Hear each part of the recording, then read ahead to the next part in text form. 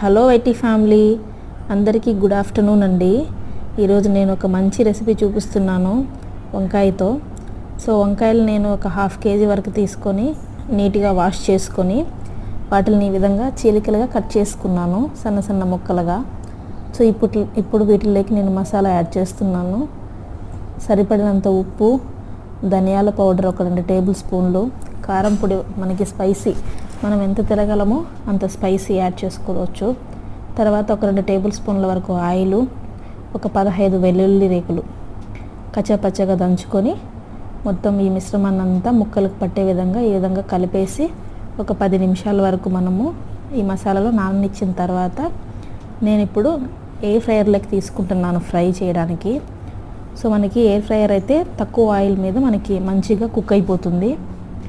మనం ఇందులో పెనం మీద కూడా మనము నీట్గా డ్రై రోస్ట్ చేసుకోవచ్చు. నేను ఒక 15 నిమిషాల తర్వాత చూడండి ఎంత బాగా రెడీ అయిపోయినాయో. అంతేనండి ఈ వీడియో. ఇవైతే పెరుగన్నంలోకి కానీ సాంబార్ అన్నంలోకి కానీ చాలా బాగుంటాయి.